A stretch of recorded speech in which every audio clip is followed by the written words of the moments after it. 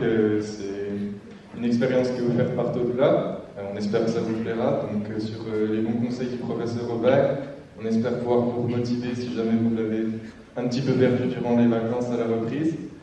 Donc, cette conférence, à la base, elle s'adresse aux MA, donc aux années supérieures. Et cette année, on a décidé de l'adapter pour les premières années, et en particulier. Mais elle est évidemment ouverte à tous, et ça ne peut faire que du bien d'entendre du positif.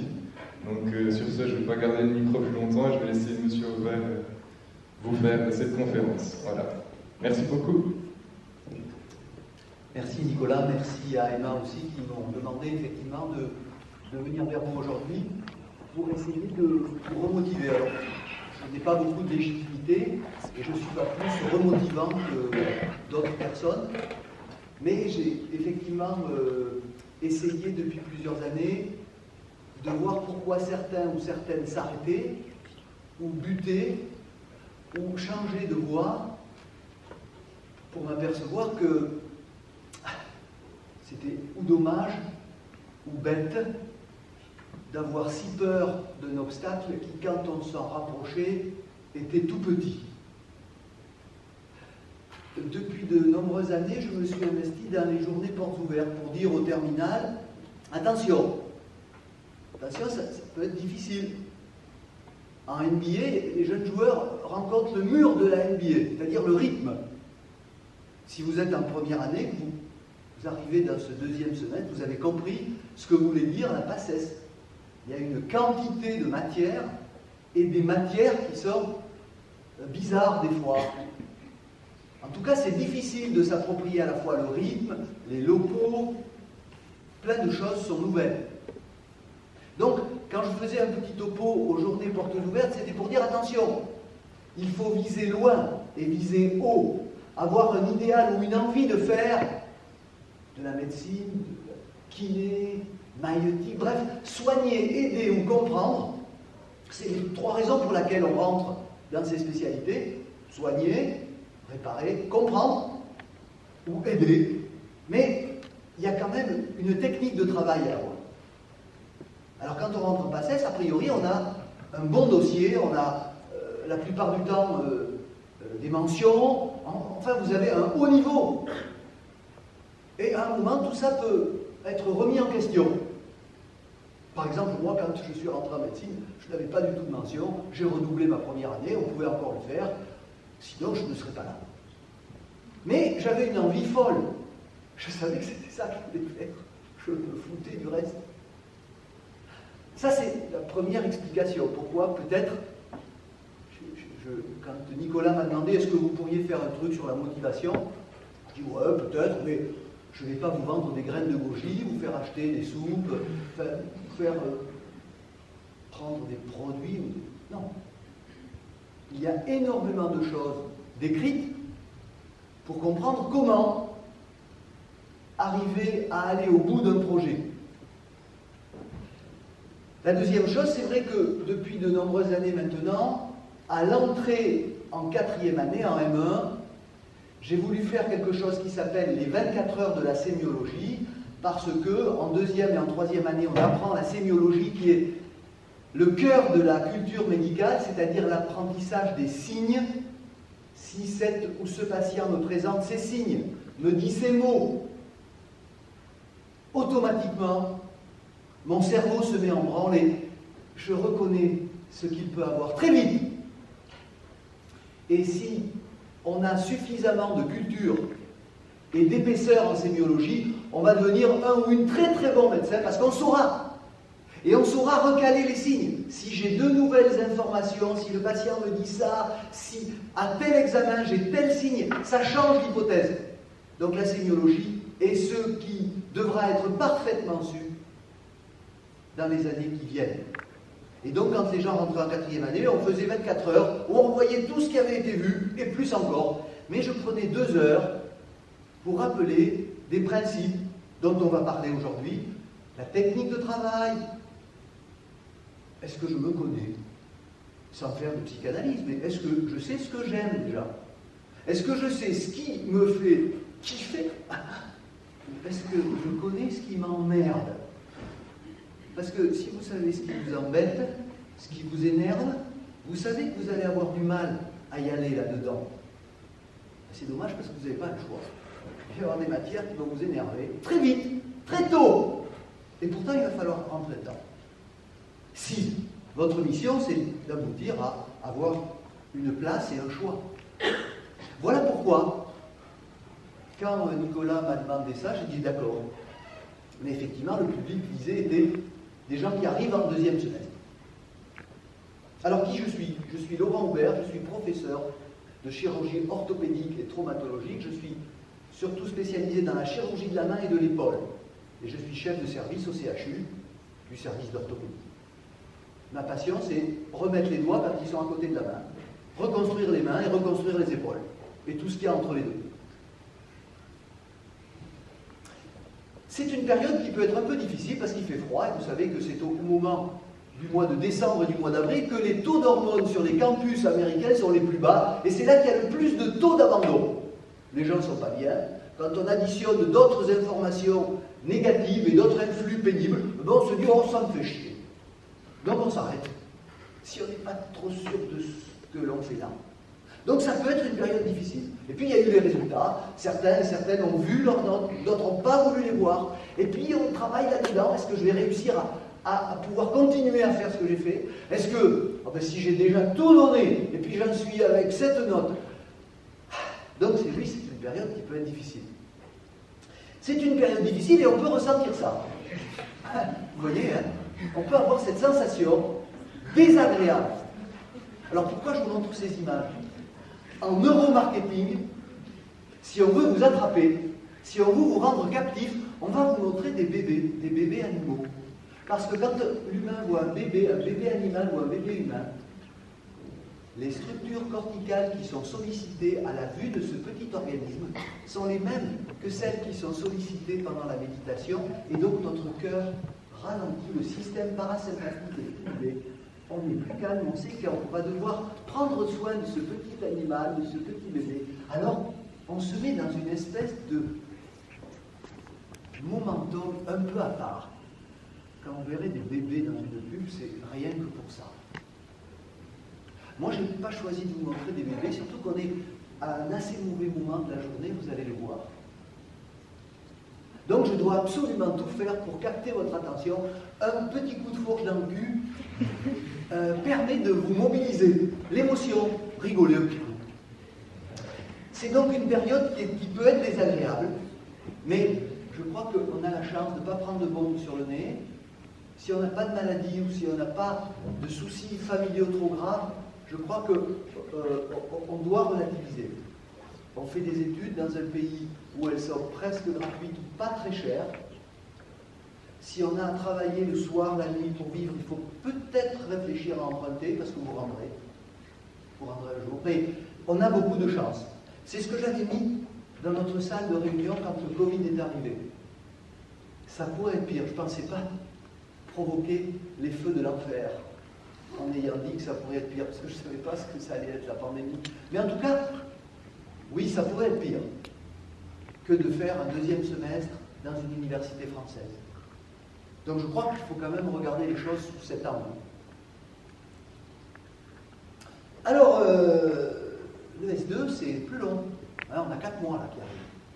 C'est plus long et la masse de travail fait peur. Ça, c'est vrai que ça impressionne. Mais vous ne vous rappelez pas de la coupe de cheveux que vous aviez en CE2 et vous en êtes sorti de votre CE2. Hein. Pourtant, c'était pas joyeux votre coupe de cheveux au CE2. Hein.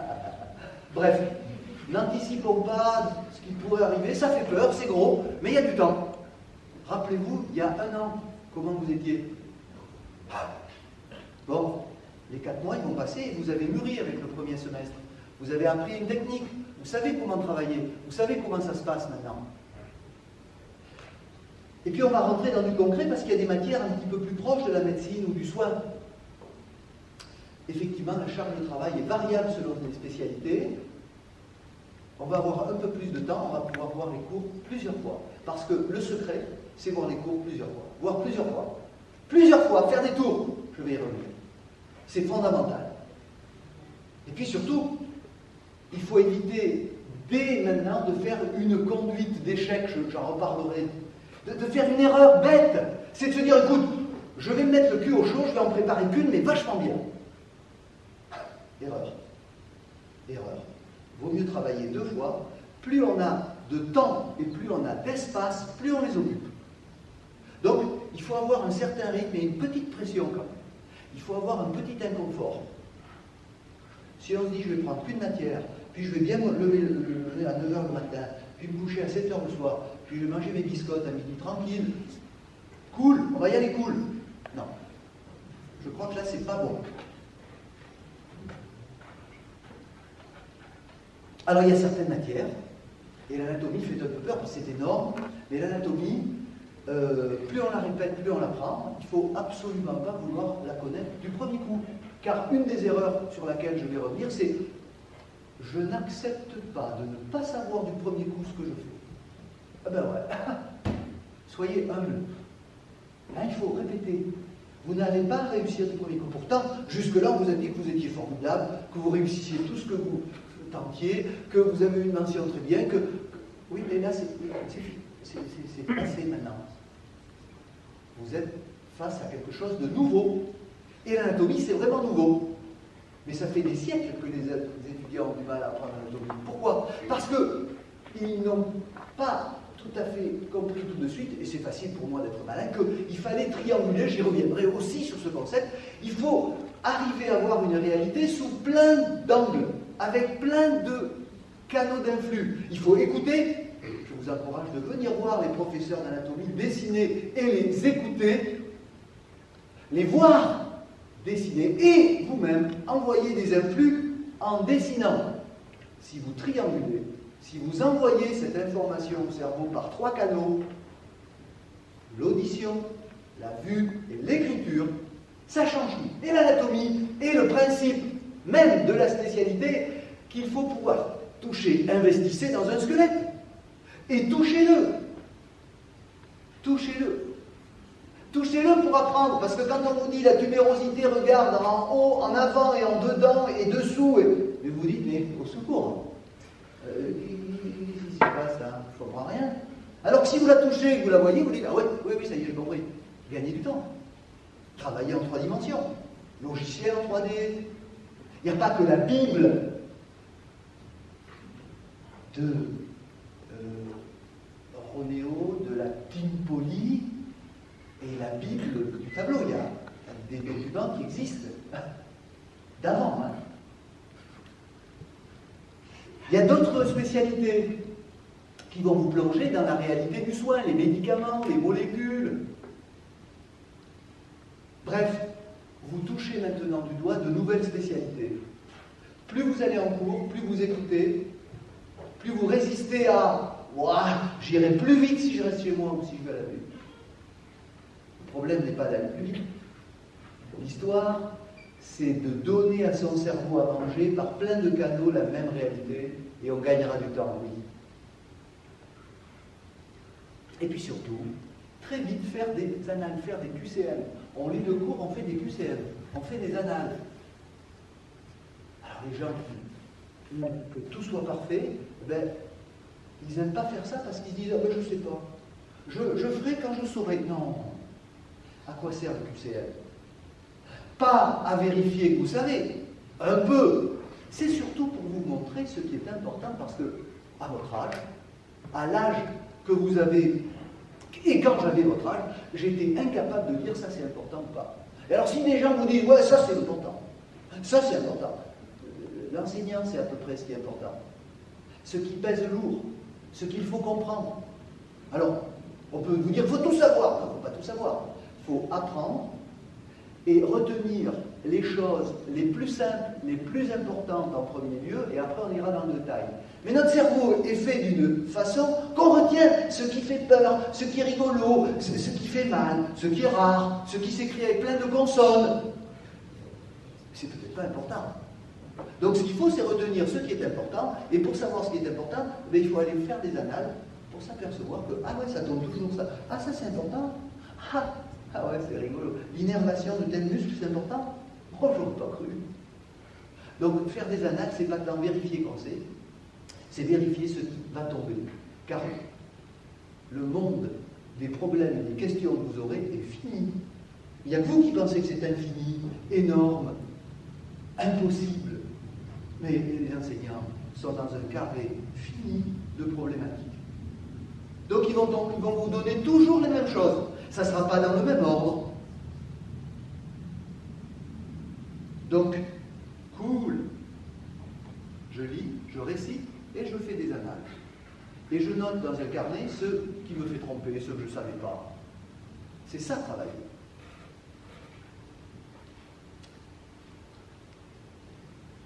Il reste 4 mois et effectivement, ceux qui vont arriver à être classés, c'est ceux qui vont aller jusqu'au bout. Ceux qui ont une bonne raison de s'arrêter n'iront pas au bout. Une bonne ou une mauvaise. Mais des fois, la douleur, le temps, des problèmes personnels, une maladie, des problèmes dans la famille, une envie de vivre. On ne peut pas me prendre mon année de 18 ans. Oui, ok, pas de problème. Et les sportifs de haut niveau ne se plaignent pas quand ils s'entraînent pour choisir ce qu'ils veulent acquérir comme titre ou toucher du doigt comme performance. Donc l'idée c'est, à un moment, de se dire comment on va arriver à aller jusqu'au bout. C'est-à-dire comment on résout ce petit problème de continuer à travailler parce qu'on a plein de petits influx qui nous perturbent. Ben, il y a des livres très simples et il y a des techniques pour résoudre des problèmes. La première des techniques, c'est de le définir. Quel est le problème? Quelle est ma mission? Qu'est-ce que j'ai à faire? J'ai un S2, j'ai tant de matière, je suis interrogé comme ça, je définis le problème. Et deuxièmement, une des étapes importantes, c'est comment j'aggrave la situation. Si je sais répondre à cette question, comment j'aggrave la situation, ben, je vais déjà ne pas le faire et peut-être que j'aurai avancé. Par exemple, comment j'aggrave la situation, je ne branle rien du tout. Ah ben là, c'est sûr que je vais aggraver la situation. Et je suis sûr de rater. Ben voilà, bravo. Bon alors comment je change? Je ne sais pas exactement comment il faut que je travaille, j'entends des mots, des bruits, des façons de faire différentes, mais comment je suis sûr de rater? Ben prendre 2 jours dans la semaine sans rien foutre. Toutes les semaines. Ou travaille toutes les nuits. Perturbe ton chronocycle. Très bon. Vous avez un problème, vous ne savez pas comment le résoudre, réfléchissez comment l'aggraver. Et vous saurez déjà ce qu'il ne faut pas faire.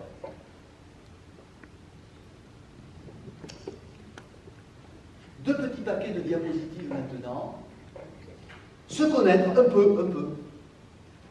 Se connaître parce que quand on a à affronter des obstacles, quand on a à poursuivre un rythme, on doit se connaître un petit peu. Et vous vous connaissez, mais vous n'y avez peut-être pas réfléchi.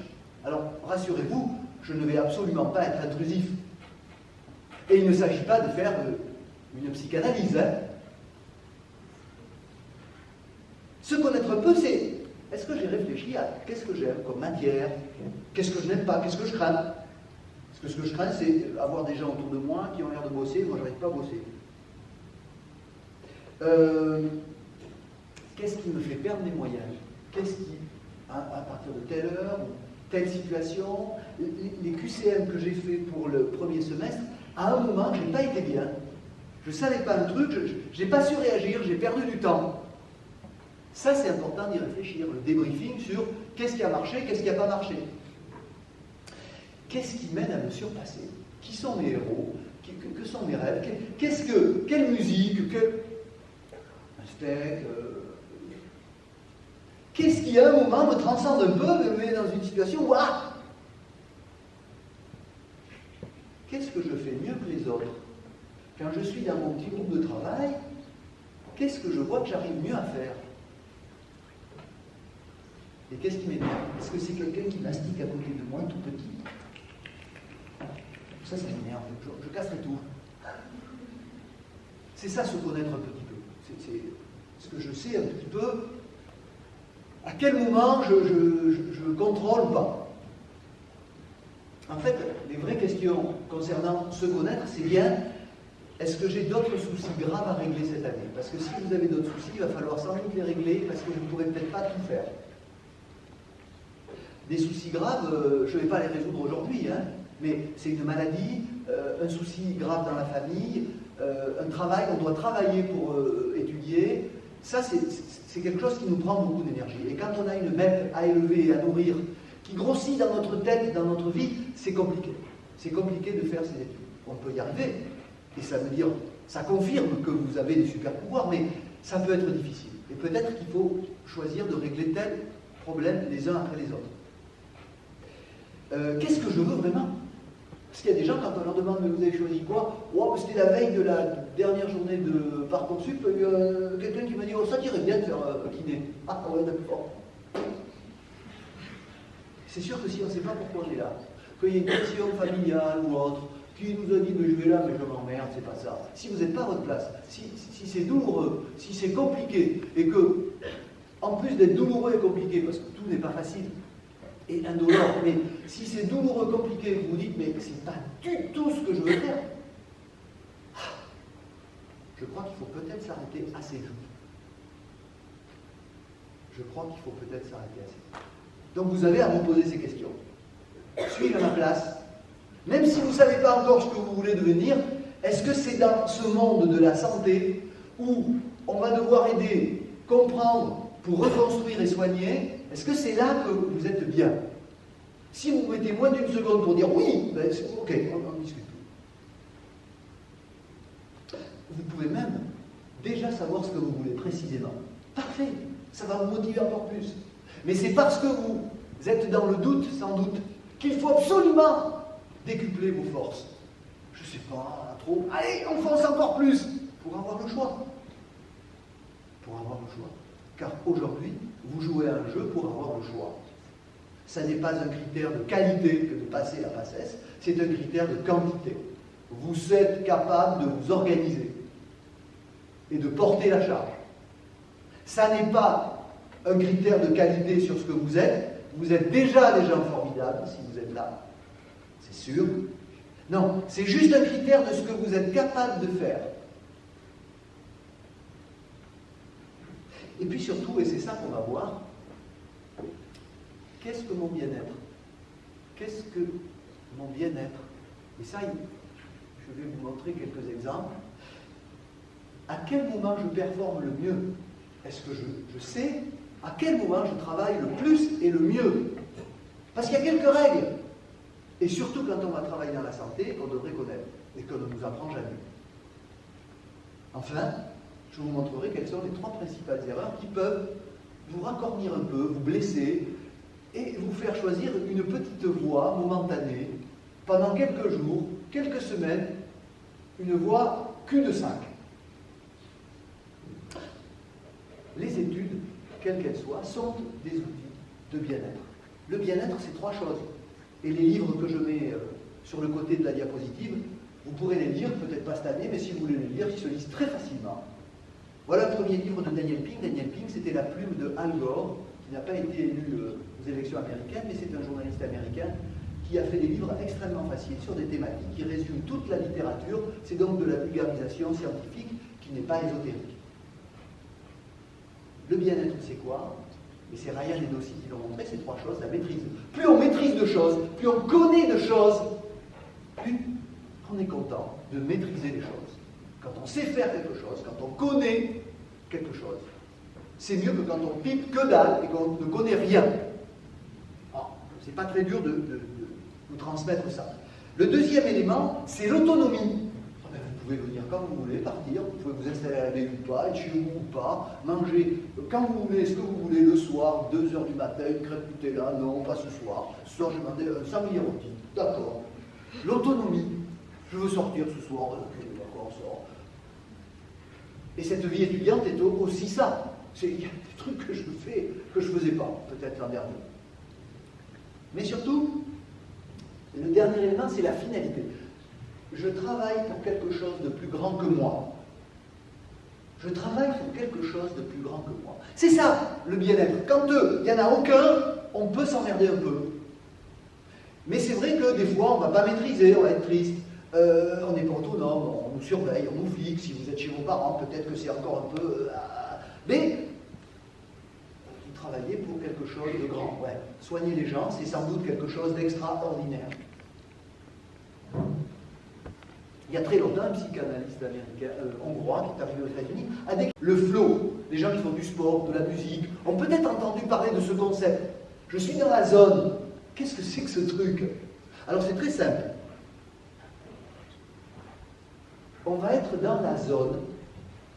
Vous pouvez l'être en faisant vos cours des fois. Bon, pas tous. Mais on peut rentrer dans la zone quand, par exemple, on fait quelque chose. Par exemple, si je suis très très compétent et qu'on me demande de faire quelque chose qui est très facile. Je suis très compétent dans quelque chose et on me demande de faire quelque chose qui me paraît très simple. Par exemple, si je vous dis aujourd'hui, l'exercice, ça va être de nettoyer la table devant vous. Vous allez vous dire, ouais, c'est chouette. C'est une tâche qui n'est pas très difficile pour vous. Et donc, vous allez vous emmerder. À l'inverse, si on vous fait faire un exercice dans une des matières,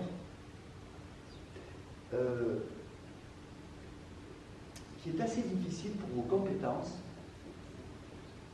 vous allez avoir un peu peur.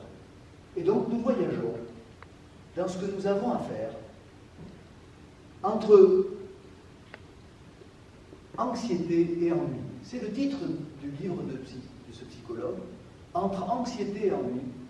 Et si je fais trop de choses où j'ai peur, ou si je fais trop de choses où je m'ennuie, ben je vais partir, je vais arrêter.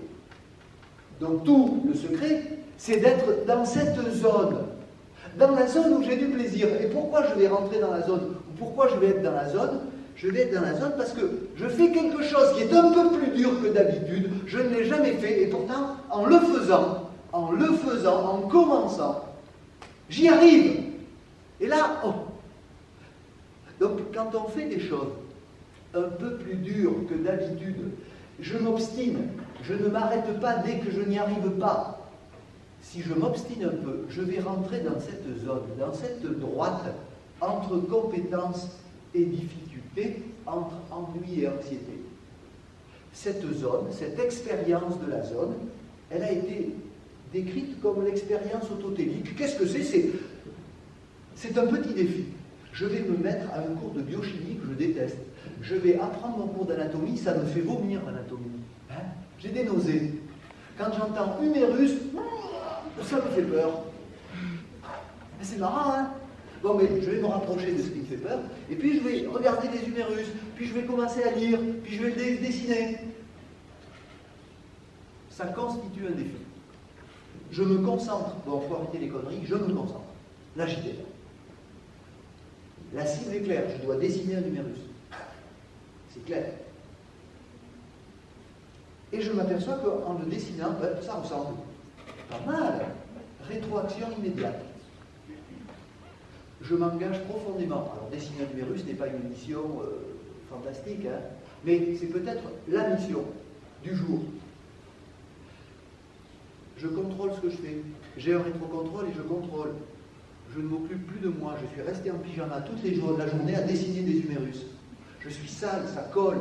Mes cheveux sont gras. Je m'en fous, ça fait 2 jours que je dessine des humérus. J'ai un plaisir intense à dessiner des humérus. La perception de la durée est altérée. C'est ce qui se passe dans les activités manuelles, dans le sport, dans la musique, où on se donne, où on fait délibérément quelque chose, et en faisant, on éprouve du plaisir. Si on ne fait rien parce qu'on en a peur, on n'éprouvera rien. Si on se met à faire quelque chose qui nous fait peur, qui nous fait mal, qui est dur, et qu'on arrive à le faire, eh bien le plaisir arrive. C'est en faisant que le plaisir arrive. C'est ça l'expérience autotélique. C'est ça la zone. Vous pourrez peut-être rentrer dans la zone. Puis peut-être que vous n'y rentrerez pas, et vous viendrez me voir un jour en me disant, Monsieur Vert, ça va pas, hein. Mais en faisant des choses avec vos doigts, c'est plus facile. Donc, réciter, parler, s'entraîner, ça peut. Alors effectivement, se connaître, c'est important, savoir à quel moment on est dans le bien-être et comment on peut arriver dans des zones, ben, c'est en travaillant, ouais, mais il faut peut-être savoir aussi à quel moment on est bon. Là, vous voyez, on va rentrer dans une zone terrible. C'est pas grave de bâiller, là, à cette heure-là. Je peux même bâiller moi-même, car c'est physiologique de bâiller entre 2 et 3. Vous allez comprendre pourquoi. Est-ce que vous êtes du matin ou du soir? Si je vous demande, certains vont dire « Ah, je suis du matin ». Non, d'autres vont dire « Je suis du soir, absolument du soir ». Oui, il y a des gens qui sont du soir. 15% de la population, on les appelle les hiboux, ils sont plutôt nés au printemps en été, ou pas du tout. Là, il y a toujours des exceptions. C'est des gens qui sont plutôt extravertis. Moi, je suis dans l'hiver.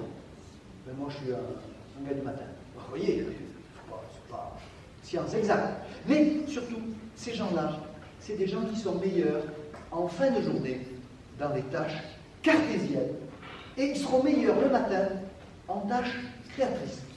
Donc si vous avez des choses difficiles à faire, des trucs importants à décider, il faut regarder quel est le bon moment pour les faire, ces choses importantes. Donc pour quelqu'un du soir, le moment important, ça peut être fin de matinée, fin de journée, mais là où il est meilleur en fin de matinée, c'est dans des tâches artistiques ou créatrices. Celui du soir, il sera meilleur en tâches cartésiennes, les calculs, les matières scientifiques, organisation, plutôt en fin de journée. Il se trouve que c'est l'inverse pour les alouettes, les gens du matin, qui sont très lève-tôt et très couche-tôt, ils sont plutôt nés en hiver. Bon, ouais, c'est pas grave, on s'en fout, c'est pas un cours d'astrologie non plus. Mais surtout, c'est des gens qui vont être effectivement meilleurs en tâches cartésiennes le matin. Alors, ce n'est pas forcément science exacte, peut-être que vous n'avez pas atteint la maturité de votre chronocycle, mais ça peut vous aider à dire attention, je vais mettre telle matière à tel moment. Peut-être. Il se trouve que, qu'on soit une alouette ou un hiboux, qu'on soit du matin ou du soir, notre vigilance va suivre cette courbe. C'est-à-dire qu'on soit du matin ou du soir, c'est entre 14 et 15 heures qu'on a le moins de vigilance. Voilà pourquoi on peut s'endormir à ce moment-là. Alors il se trouve que c'est aussi, dans une autre unité de temps, que c'est entre 50 et 54 ans que la sensation de bien-être dont on a parlé est la plus nulle. Et oui, parce qu'on s'aperçoit que c'est bientôt la fin, quoi. On a fait la moitié, quoi. On commence à avoir pas mal de souvenirs et moins de projets. Donc vous voyez, il y a des règles, hein, il y a des lois. Ça ne veut pas dire qu'il y a un destin, mais il y a des règles. Et il y a des travaux importants sur le chronocycle. Je vous ai remis toutes les références bibliographiques que Daniel Pink a citées et que j'ai relues. Alors il se trouve que quand on travaille dans la médecine, dans le soin, c'est vachement important de savoir ce qui se passe entre 14 et 15 heures, parce que c'est une très mauvaise heure si on ne fait pas un petit effort de vigilance. C'est-à-dire que si on se laisse porter par les événements, et si on n'est pas au courant de cette réalité, de la baisse de vigilance entre 14 et 15, et voilà ce qui se passe en médecine. C'est chouette! C'est chouette de travailler entre 14 et 15. Alors vous allez me dire, ben, qu'est-ce qu'il faut faire entre 14 et 15 alors? Ben, il faut lutter contre cette baisse de vigilance si on ne peut pas ne pas se mettre de côté. Qu'est-ce qu'il faut faire quand on est entre 2 et 3? Et c'est tiré du livre de Daniel Pink, il faut faire un nappuccino. C'est quoi un nappuccino? Nap, la sieste, puccino, cappuccino, un petit excitant. Eh bien, il faut prendre un petit peu de café ou de thé et puis faire une sieste de 20 minutes. Et là, vous êtes dans le cadre d'un entraînement d'athlètes de haut niveau. On se repose au moment où on est le moins vigilant. On ne se repose pas à 8 heures, on ne fait pas une sieste complètement crapuleuse de 9h30. Non, on fait 20 minutes, on ne change pas de fuseau horaire, on ne perturbe pas le cycle, mais on va dormir au moment où on a un petit peu besoin, ce qui va nous permettre de rester vigilant. Faire une sieste dans les petites classes des écoles du nord de l'Europe fait gagner entre 3 et 6 semaines de programme scolaire. Donc, entre 2 et 3, ne vous obstinez pas. Si pour vous c'est un problème politique, je ne veux pas faire de sieste, bon ben, faites pas de sieste. Mais sachez que le niveau de preuve scientifique en faveur de la sieste entre 2 et 3 est important. Un excitant, on dort 20 minutes, et quand on se réveille, l'excitant commence à agir.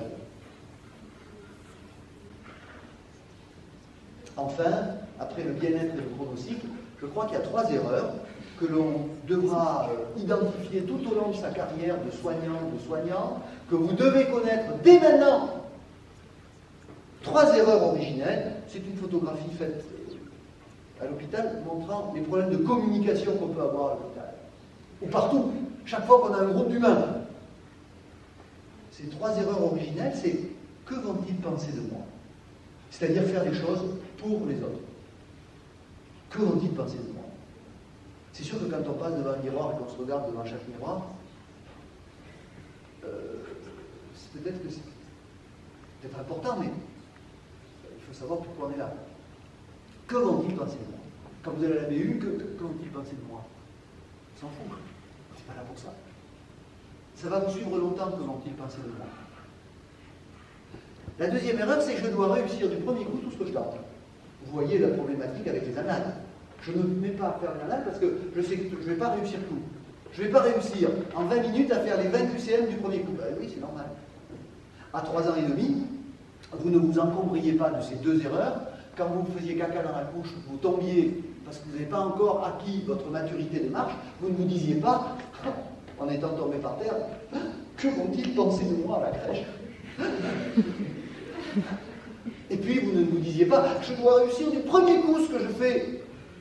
Bon, mais restez des enfants. Et ne vous préoccupez pas de ce qu'on va penser de vous. Et s'il faut réussir du premier coup, acceptez d'échouer et acceptez surtout de recommencer.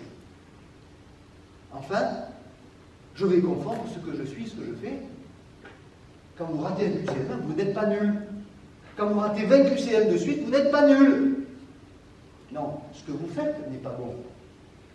Mais c'est pas pareil. Vous n'êtes pas nul, personne ne peut vous traiter de quelque chose, personne ne peut vous rabaisser, vous êtes ce que vous êtes, et si vous êtes là, vous êtes déjà beaucoup. Non, par contre, vous avez le droit de rater des trucs. Et nous faisons entre 5 et 10 erreurs par heure. Parce que notre cerveau traite des milliards d'opérations, on a le droit de se tromper, de faire des erreurs. Donc arrêtez de vouloir réussir tout du premier coup. Et quand on vous dit c'est raté, d'éclater en sanglots en disant je suis nul. Non, t'as raté, c'est tout. Et la culture du sport nous apprend à prendre les critiques dans le bon sens. Quand on met le ballon à côté du panier, du but, ben, on ne voit pas des joueurs ou des joueuses éclater en sanglots quand leur entraîneur leur dit hey, à côté, je suis nul. Non, t'as raté quoi, tu vas recommencer. Hein. Tu vas recommencer. C'est ça l'idée. Après se connaître, ben, il y a des outils, il y a des méthodes, et il y a des machins. Alors, chacun va choisir ses outils et ses méthodes. Il n'y en a pas un. Là, je vous ai choisi de sacrer vos outils à des prix tout à fait abordables pour voir dans l'avenir. Mais on ne peut pas prédire. On peut juste prévoir. Quels sont ces outils et ces méthodes? Bon, mais déjà, le groupe peut nous aider. Mais on n'a pas besoin d'être amis. Hein. On a besoin d'être unis. Alors, c'est sûr que si on commet la première erreur, que vont-ils penser de moi? Oh, j'aimerais bien qu'ils m'aiment. Non, mais attends, on est là pour quoi? On est là pour travailler? Bon, alors on travaille.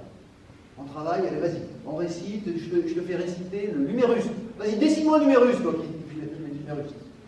C'est ça. Est-ce que le groupe m'aide ou pas? Est-ce que j'aime travailler en groupe ou pas? Alors, en groupe, c'est toujours pareil. Il y en a toujours un ou une qui a toujours raison, il y en a toujours qui veut manger un gâteau. Pénible, le groupe. Tout seul, on va plus vite. En groupe, on va plus loin. Donc, quand vous avez du mal à travailler et que dans le groupe, il y a quelqu'un qui dit non, on continue, on en remet une. Le groupe peut servir. Ah oui, parce que, en fait, le but, là, de ces 4 mois, c'est de s'entraîner. De s'entraîner. Seul ou et en groupe, à base de jeux, oui. Si vous considérez tous les exercices que vous allez vous infliger comme des jeux, ça va changer complètement la face du monde. Alors, cette fois, ce sera difficile, je vous l'accorde. Mais plus vous jouerez à ce jeu de jouer, en temps limité, debout sur un pied, quand j'ai du mal à me mettre à travailler, je peux tricher. Je me mets sur un pied pour réciter ce truc. Et là, d'un seul coup, le jeu, c'est pas de savoir et ça m'emmerde. Ce cours, c'est il faut que je tienne un équilibre pendant 10 minutes pour rester ce cours. Trichez avec vous-même pour faire. Répéter, ouais, répéter. Et là aussi, il faut admettre et accepter de répéter. Ouais, mais je l'ai déjà vu 4 fois, on s'en branle. Tu répètes et tu récites. Accepter les critiques venant de soi. Je ne sais pas. Là, je ne sais pas. Alors, quand on déteste les critiques, c'est-à-dire quand on confond je suis et j'ai pas fait, eh bien, on n'accepte pas les critiques. Même quand on voit qu'on a faux, oh, monsieur, elles sont fausses, ils sont cons, putain. Je suis bien meilleur que ça. Oh. accepter les critiques venant de soi.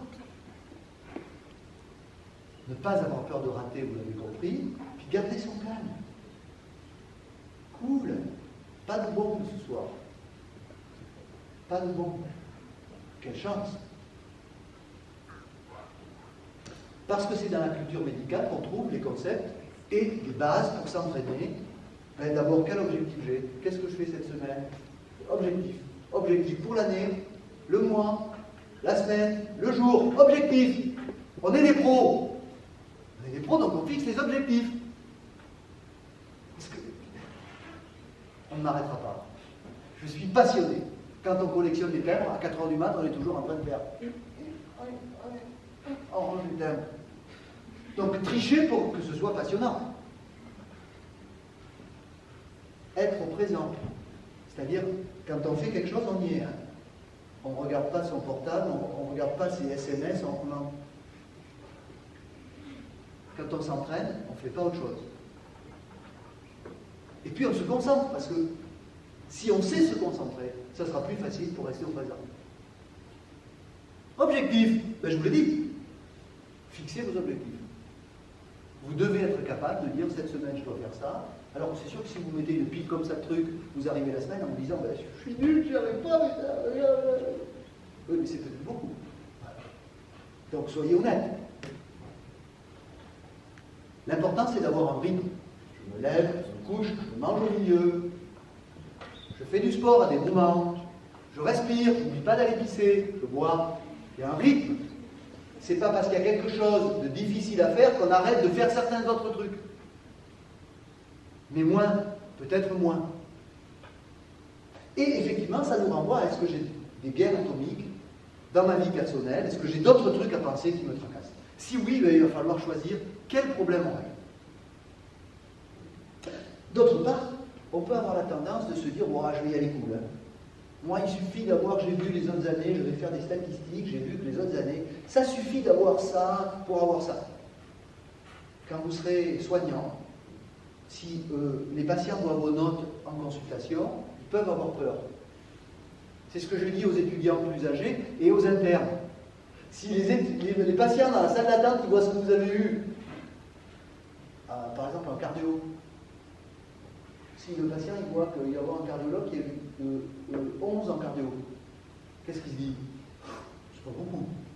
11 c'est la moitié, hein. C'est 50%, c'est 2 notions sur 4. Quand on a la moitié, c'est qu'on a la moitié de la matière connue. On connaît un mot sur 2. Hein, c'est une loi du hasard, 50%, je vous rappelle. C'est chouette. Hein. Le patient il arrive en consultation pour un cardiologue, le cardiologue il a 11 en cardio. C'est cool. Il connaît une maladie sur 2. J'espère que ce sera la bonne. Donc ne visez pas le 10 sur 20. Hein, c'est pas possible. Il ne faut pas viser 2 notions sur 4, il faut viser 3 notions sur 4. Donc pour arriver à maîtriser 3 notions sur 4, il faut s'entraîner, effectivement. Mais ne pensez pas une seconde que connaître la moitié des trucs, ça suffit. Qui accepterait ici d'être soigné par quelqu'un qui connaît un mot sur 2, une maladie sur 2, une notion sur 2? Bon par qui aimeriez-vous être soigné? Par vous. Et vous, vous êtes bon. 3 notions sur 4. Donc, visez haut. La passion, oui, posez-vous la question. Si vous savez ce que vous aimez, ça va être facile de rentrer là-dedans. Parce que si c'est pas vraiment votre passion, et si c'est une torture, quand vous vous asseyez à votre siège, ça vous brûle les fesses comme ce petit bonhomme qui est en train de se faire chauffer l'arrière-train, c'est sûr que ça va être plus compliqué. La passion, c'est aussi savoir relativiser. Il y a des moments, on est moins bon, il y a des moments de la journée où vous savez que ce n'est pas votre zone. Il y a des moments où on est fatigué, il y a des moments, c'est cool. Mais, vous voyez, on est tout petit, nous. Hein. On est là. On est ici, là. Alors celui ou celle qui gueule et qui dit « Oh, ça va pas, non? Vous voyez pas que j'ai un gros problème, là ?» Alors on dit « Oui, qui c'est qui crie dans la Voie lactée, là ?» Non. On peut relativiser quand on est ou énervé ou fatigué. Et puis, bien sûr, je vous l'ai déjà dit, trouvez le moyen de jouer avec des choses qui vous agacent, qui vous énervent. Sinon, ça sera encore plus dur. Et il y a plein de façons de jouer. Avec quelqu'un, on se fait réciter, on récite à haute voix, on marche. Il suffit de pas grand-chose.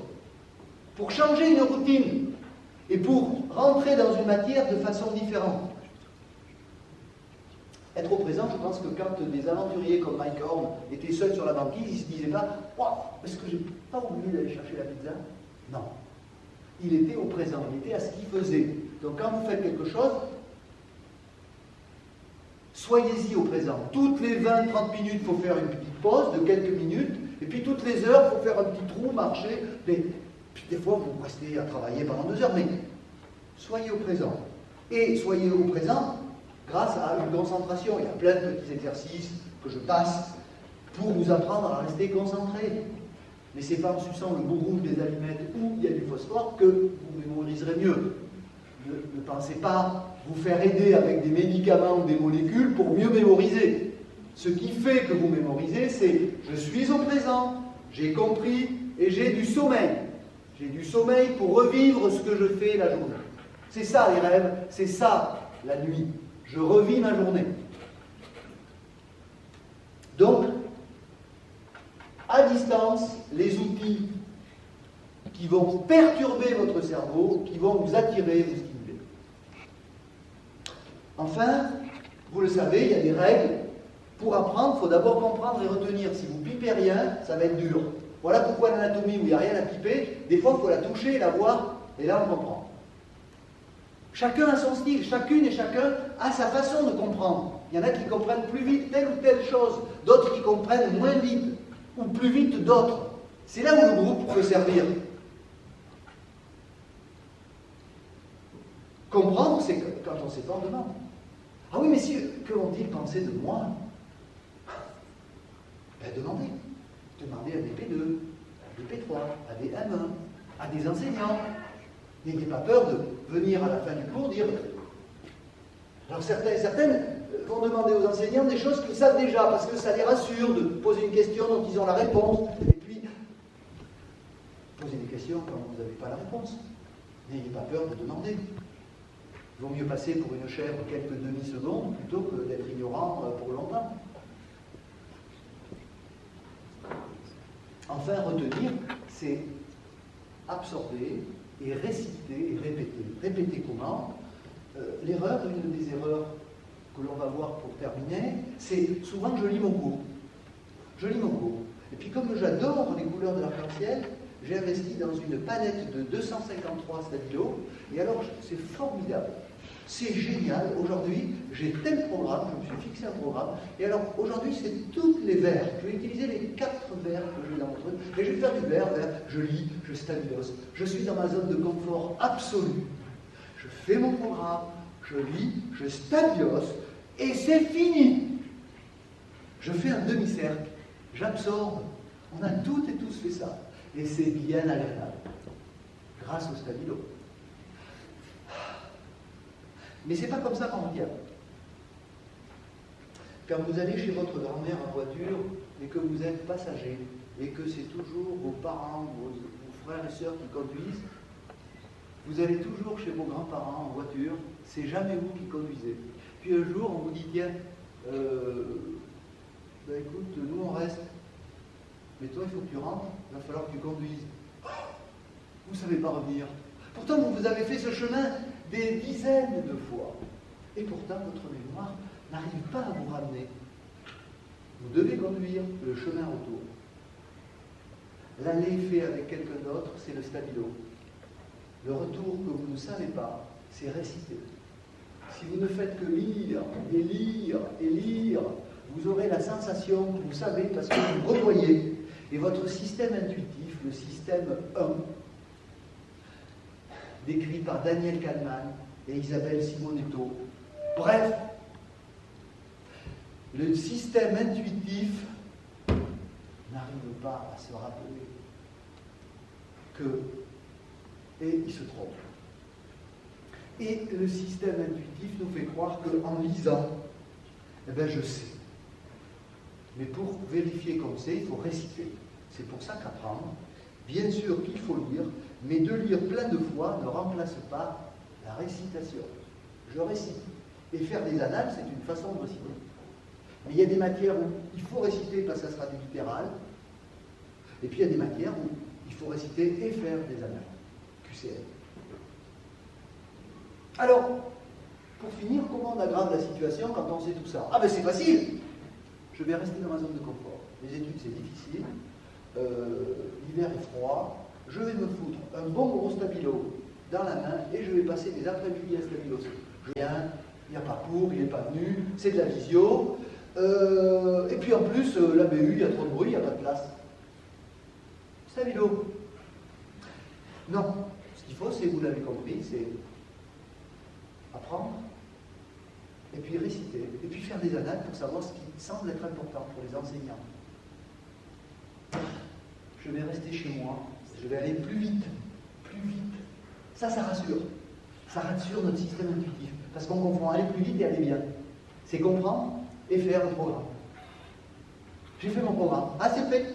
Je devais lire 4 cours, puis il y en avait un de 18 pages. Non. Ah, je l'ai fait. Et t'as compris quelque chose? Non. Ah, c'est bon, c'est bon signe. On est tranquille avec ça. Soyez honnête avec vous-même.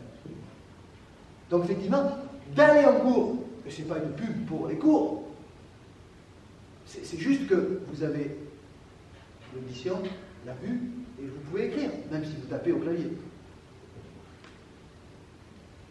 4 principes.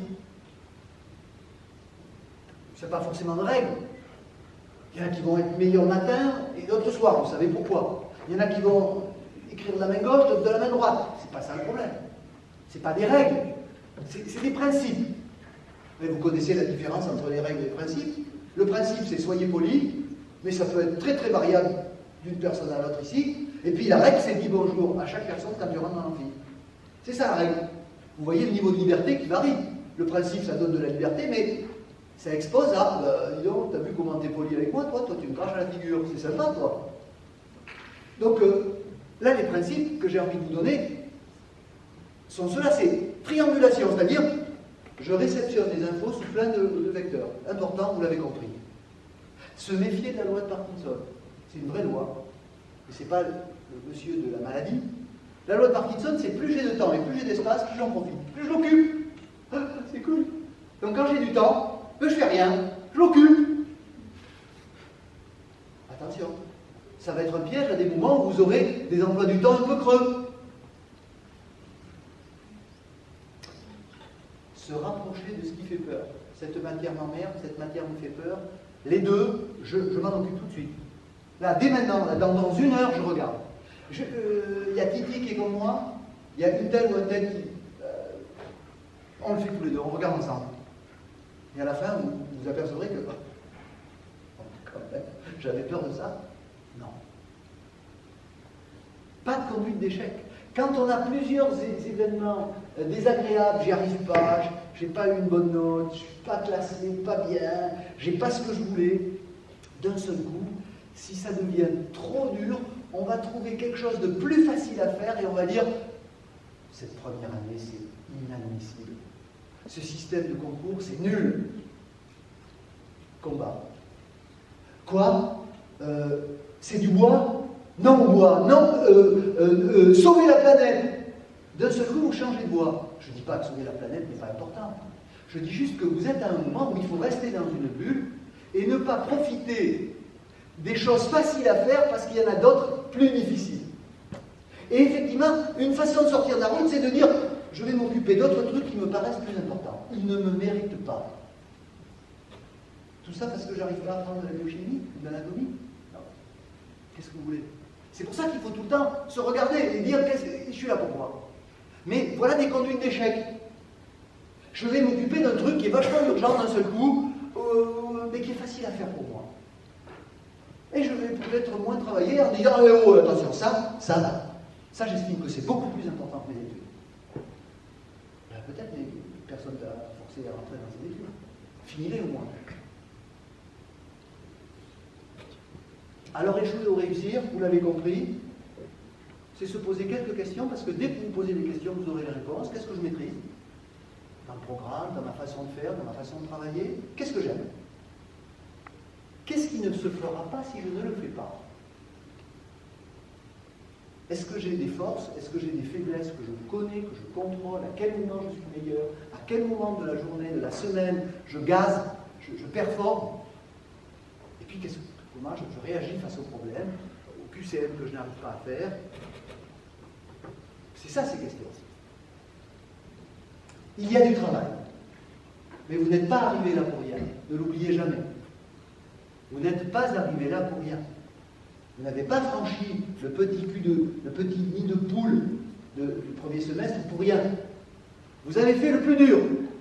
Rentrer dans ces études et être perturbé par cet emploi du temps, ces enseignants, ces programmes. Accrochez-vous. N'oubliez pas ce que vous avez gagné déjà, avant de vous dire que vous n'arriverez peut-être pas à. Et puis, ne confondez pas je suis fatigué et je vais me tromper de solution. Quand je suis fatigué, on se repose, on n'abandonne pas. Et quand on est fatigué, on a l'impression que la seule solution pour se reposer, c'est d'abandonner. Faux! Vous le savez peut-être, Daniel Pénac a dit, quand l'homme ou la femme s'applique, même les pires flammes. Je sais que vous pouvez foutre le feu à cet amphithéâtre. Ne l'oubliez jamais. Enfin, vous connaissez ces paraboles. Tout ce qui ne vous tue pas vous rend plus fort. Oui, mais en fait attention, sauf l'ours. L'ours, il va vous tuer. Donc, prenez soin de vous, mais allez visiter vos limites. Enfin, comme le dit M. Simpson, quand quelque chose est dur à faire, c'est pas pire que de faire. Voilà ce que je voulais vous dire aujourd'hui, avec un peu de science et ma façon de raconter les histoires. J'espère que ça vous aura apporté un peu, mais en tout cas, vous voyez où il faut aller et comment dépenser son énergie. Je vous remercie.